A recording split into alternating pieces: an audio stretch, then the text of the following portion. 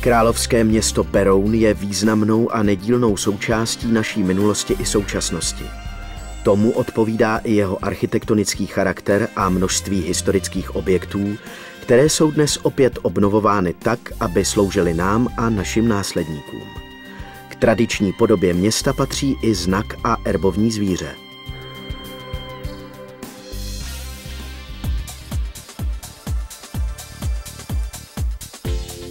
Beroun je městem romantickým a příjemným. Tomu napomáhá i městská památková zóna, která je součástí celkové péče o obnovu a rekonstrukci architektonicky pozoruhodných historických staveb tak, aby sloužily i dnes potřebám moderních obyvatel. Město, kterému hrozil před desítkami let zánik, žije.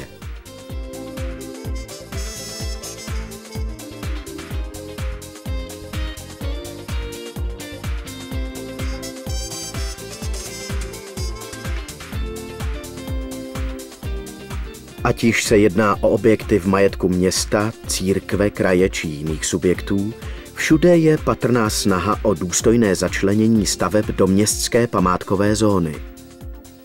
Do regenerace městské památkové zóny Beroun bylo v uplynulých 16 letech investováno více než 600 milionů korun. Možná je paradoxem, že v roce 2009, za který jsme získali titul Historické město roku, tak bylo investováno z těch minulých let relativně nejméně, protože už jsme na konci 5. etapy regenerace a ta částka, která byla investována v roce 2009, je pouze v řádech milionů, nikoli desítek milionů korun. Tak naše město mělo to štěstí, že spolu s ním se do oprav nemovitostí v městské památkové zóně pustili soukromníci, kteří přistoupili ke svému majetku tak, jak soukromník přistoupit má a samozřejmě i s využitím státních dotací, to znamená z fondu regenerace a z fondu památkové péče Ministerstva kultury s přispěním města se o své nemovitosti postarali, ale samozřejmě také ti, kteří nemají nárok na čerpání z těchto fondů nebo z veřejných zdrojů, tak skutečně zodpovědně přistoupili ke svému majetku a i díky nim ten střed Berouna dnes vypadá tak, jak vypadá. V roce 2009 byly opraveny mimo jiné poškozené části fasády hlavního průčelí radnice. Tyto práce doplňovaly drobné úpravy v již zrekonstruovaném interiéru a opravy v nově dostavěném atriu.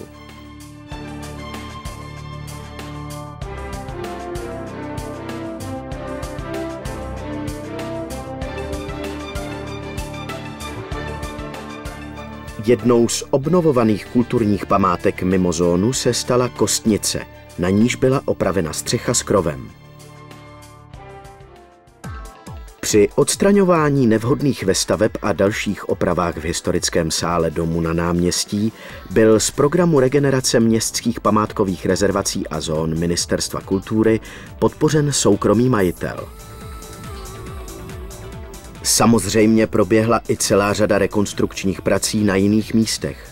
Od výměn nebo repasí dveří, oken až k opravám hradebních zdí a k integraci jejich okolí do intravilánu města.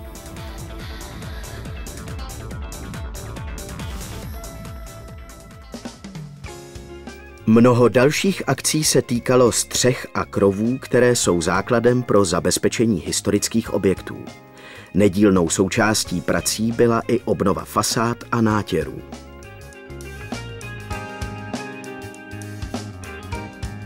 Řada objektů získala zcela novou tvář, jiné i novou funkci.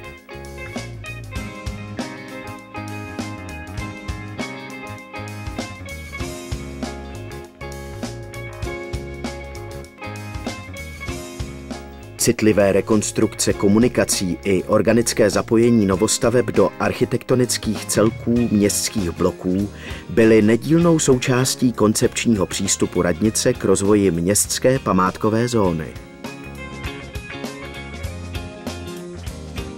Všechny tyto aktivity byly po zásluze oceněny vyhlášením Berouna historickým městem roku 2009.